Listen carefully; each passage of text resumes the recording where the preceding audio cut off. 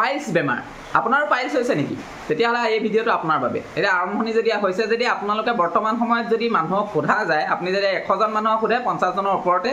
বেছিভাগে ক'ব যে তেওঁলোকৰ গেছ আৰু পাইলছ আছে মানে মেক্সিমামে ক'ব পাৰে আৰু এই বেমাৰ দুটা কিন্তু সম্পৰ্কও আছে এতিয়া মই আপোনালোকক এটা টিপছ বতাব বিচাৰিম মই বৰ্তমান মোৰ মানে পাকঘৰতে আছো এই পাকঘৰতে আপোনাৰ দুটামান বস্তু আছে যিকিটা আপুনি সহজতে পাইলছটো অকমান সকাহ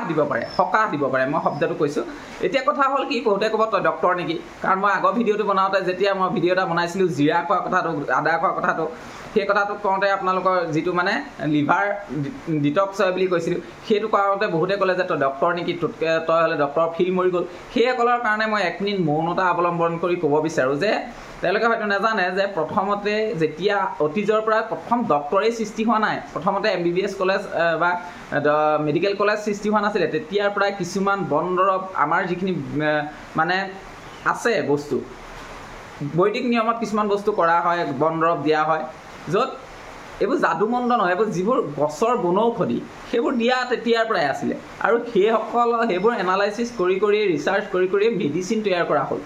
গম পাইছেনে সেইকাৰণে সেই বস্তুবোৰ আপুনি মানে একেবাৰে মান্যতা নাই বুলি একেবাৰে নাই বৰ্তমান সব ডক্টৰৰ ওচৰতে যোৱা সেইটো কৰি পেলালে আপোনাৰ ভুল মই এইটো নাই কোৱা যে ডক্টৰৰ ওচৰত যাব লাগে প্ৰতিটো বেমাৰ আপুনি ডক্টৰ এজনৰ পৰামৰ্শ লওক কিন্তু কিছুমান প্ৰাথমিক চিকিৎসা বুলি শব্দ আছে যিখিনি হয়তো আপোনালোকে সকলোৱে বুজি পায় আমি সাধাৰণতে যদি আমাক কাটে তেতিয়াহ'লে আমি কি কৰোঁ আমি ডাইৰেক্ট ডক্টৰৰ ওচৰলৈ যাওঁ নেকি নাজানো আমি ঘৰতে কি কৰোঁ যে অলপ কাটিলে তেতিয়াহ'লে আমি কি কৰোঁ যে গন্ধুৱা বন বুলি আমাৰ ফালে বনটা আছে নাৰ্জী ফুলৰ পাত সেইখিনি পেষ্ট কৰি পেলাই আমি লগাই দিওঁ আৰু ভাল হৈ যায় সেইটো তেতিয়াহ'লে আপুনি তাকো ক'ব নি যে আপুনি ডক্টৰ হ'ল সেই কথাটো যদি মই আপোনালোকক জনাব বিচাৰোঁ এই ফুলৰ পাতটোৱে যে কটাঘাত ভাল কৰে বা মহানিমে আমুক হয় সেইবোৰ আগতে কবিতাও আছিলে গম পাইছেনে যিবোৰ বস্তু আমি সাধাৰণতে জানো মই দিয়া আগৰ ভিডিঅ'টো তেনেকুৱা আছিলে যে আদা জিৰা হালধি এইখিনি হৈছে একেবাৰে আমাৰ উদ্ভিদজাতীয় বস্তু য'ৰ পৰা আমি খালে ইনেই খালেও মানুহৰ একো নহয় প্ৰব্লেম কাৰণ হালধি আমি খাওঁৱেই জিৰা আমি খাব লাগে আমি আদা খাব লাগে সেইখিনিতো চিম্পল কথা কিন্তু সেইকেইটা একেলগে খালে কি হয় গোটেই বস্তুটো দৰৱ এটা হিচাপ হৈ থাকে ঠিক তেনেকুৱা ভিডিঅ'হে আজি ভিডিঅ'টো মই সেইকাৰণে কৈ লৈছোঁ শেষলৈকে চাব তাৰপিছত কমেণ্ট কৰিব যে কেনেকৈনো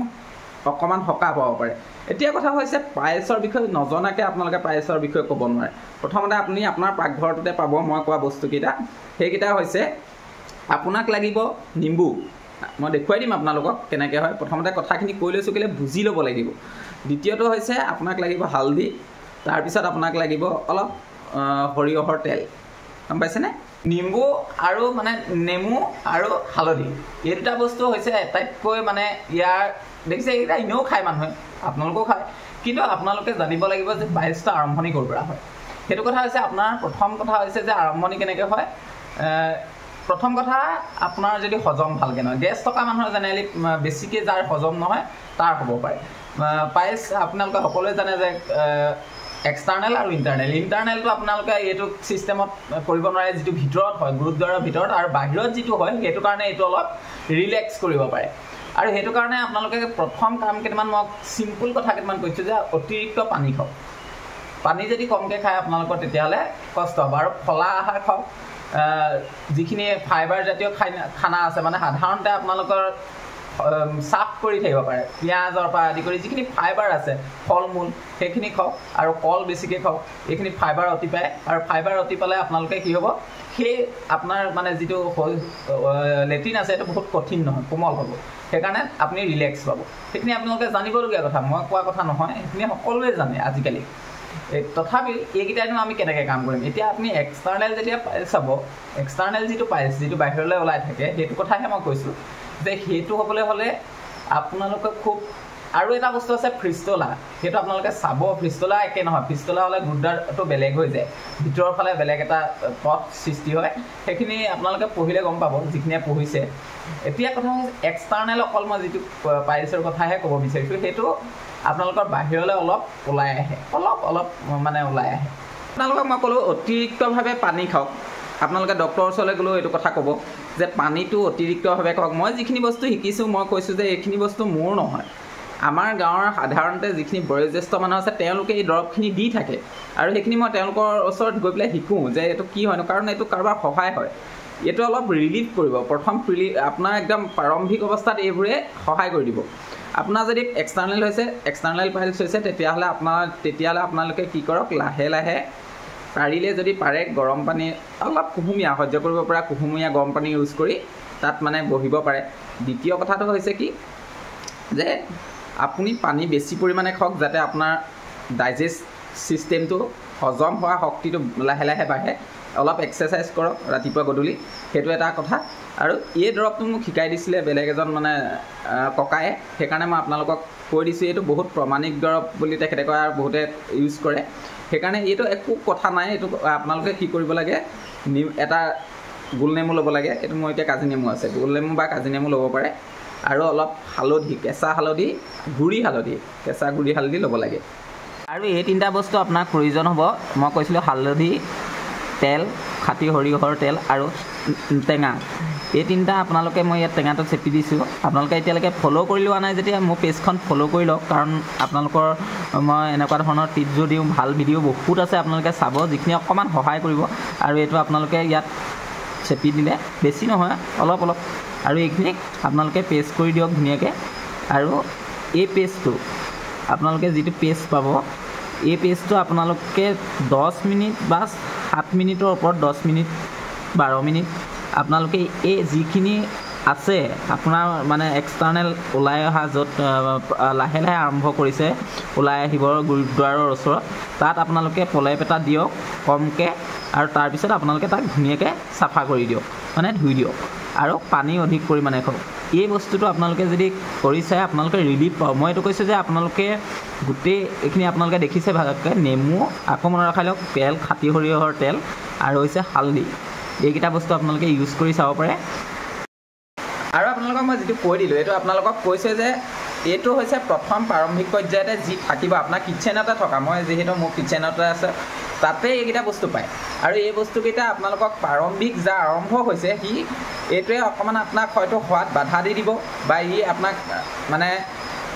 ৰিলিফ দিব কিন্তু ইয়াৰ পিছতো যদি এইখিনি কৰাৰ পিছতো আপুনি যদি এনেকুৱা বস্তু কিছুমান খাই থাকে যিখিনিয়ে পাইলছ বেছি কৰে তেতিয়াহ'লে আপোনালোকৰ কেতিয়াও ভাল নহয় সেইটো একদম ডক্টৰৰ ওচৰত যাবই পাইলছ আৰম্ভ হ'লে ডক্টৰৰ ওচৰত যোৱাটো খাটাং যাব লাগিবই কিন্তু আপুনি ৰিলিফ পাবলৈ বহুতে ক'বলৈ লাজ কৰে ঘৰতে ৰিলিফ কৰিব বিচাৰে কিন্তু এইটো ৰিলিফ দিব আপোনাক মই সেইটোহে কৈছোঁ ৰিলিফ দিব আৰু এইটো ভাল বস্তু মই এইটোতো একো অপকাৰ নাই আপোনালোকে গম পায় এইটো এনেকুৱা কৰিব নি মানুহক কিবা ছাইড এফেক্ট কৰিব বোলে কিবা কৰিব তেনেকুৱা কথা নাথাকেই জানো যিহেতু আমি টেঙা খাওঁ হালধি আমাৰ একেবাৰে প্ৰয়োজনীয় নেমুটো আমাক মানে তেলটো আমি খাওঁৱেই খাটি সৰিয়হৰ তেল সেইটো আপোনালোকক মই শিকাইহে দিছোঁ সেইকাৰণে কৈছোঁ যে ইয়াৰ পিছত আপোনালোক ডক্টৰৰ ওচৰত যাওক তাৰ আগতে কিন্তু প্ৰথমতে হ'লে আপোনালোকক ৰিলিফ কৰি দিব মই সেইটো ভাবিছোঁ আৰু এইটো দৰৱ সকলোৱে ইউজ কৰে ৰিলিফ বহুত পায় আৰু এইটো কৰি চাব পাৰে ফ'ল' কৰা নাই যদি আপোনালোকে ফ'ল' কৰি দিয়ক এতিয়াও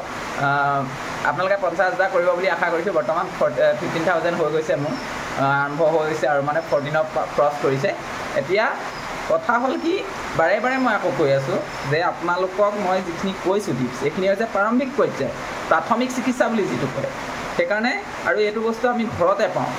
এনেকুৱা বস্তু নহয় যে এইটো কিবা যাদু মন্ত্ৰ তন্ত্ৰ কৰি পেলাই খোৱা বস্তু এইবোৰ একো মই আগতে কোৱা ভিডিঅ'টোতো তেনেকুৱা যাদু মন্ত্ৰ তন্ত্ৰ একো নাছিলে সেইকাৰণে মই আপোনালোকক কৈছোঁ যিখিনি ৰিলিফ দিয়ে বহুতো পণ্ডিতে সেইকাৰণে মোক আহি পেলাই জ্ঞান দিবলৈ আহে আমুক ডক্টৰনি চক্টৰনি মই এইবোৰ বেয়া নাপাওঁ ক'ব পাৰে আপোনালোকক মই যিহেতু ভিডিঅ' বনাইছোঁ আপোনালোকৰ কোৱাৰ অধিকাৰ আছে কিন্তু মই এইখিনি কথা কৈছোঁ যিখিনি আপোনাক সহায় কৰিব কিন্তু আপোনালোকে এনেকুৱা বস্তু নাখাব যদি আপুনি মাদক দ্ৰব্য সেৱন কৰে বা এনেকুৱা কিছুমান বস্তু খায় যিটোৱে আপোনালোকক হজম কৰাত অসুবিধা কৰে হজমটো মেইন আপোনাৰ যদি হজম নহয় তেতিয়াহ'লে আপোনালোকৰ ভাল ডাইজেষ্ট নহ'লে তেতিয়া আপোনাৰ পাইলছত হোৱাৰ সম্ভাৱনা বেছি আৰু সেইকাৰণে পানীটো দেৰিকৈ খাওক ভাতৰ লগত পানী খাইছে যদি এৰি দিয়ক আৰু থলা আহাৰ বেছি খাওক মানে কমকৈ খাওক ঘনাই খাওক হজম কৰিবলৈ মানে সুবিধা দিয়ক যদি হজম নহয় তেতিয়াহ'লে আপুনি একেচাতে যদি বহুত খাই দিছে তেতিয়া হজম নহ'ব আৰু হজম নহ'লেই এই কামটো হয় মানে আৰম্ভণি হয় সেইকাৰণে ভিডিঅ'টো যদি আপোনালোকে চাই বুজি পাইছে যিসকলে বুজি পাইছে লাইক কৰিব ফ'ল' কৰি দিব আৰু মোৰ ইউটিউব চেনেলো আছে দেৱজিৎ বৰুৱা তাত ভিডিঅ' মই দি থকা হয় তাতো চাব পাৰে আৰু মোৰ এই পেজখন ফ'ল' কৰি ল'ব নতুন ভিডিঅ' আহি আছে এতিয়া মই যিহেতু ট'ৰত যাম বেলেগ ধৰণৰ আপোনালোকে চাব পাৰিব নতুন এটা ভিডিঅ' মই দিবলৈ চেষ্টা কৰিম এইখিনি বস্তু হয়তো কাৰোবাৰ অকণমান ভাল লাগে কিবা এটা উপকাৰ হয় চালে তেতিয়াহ'লে আজিলৈ এইটো ভিডিঅ' বাই বাই, ফ'ল' কৰি ল'ব। Thank U.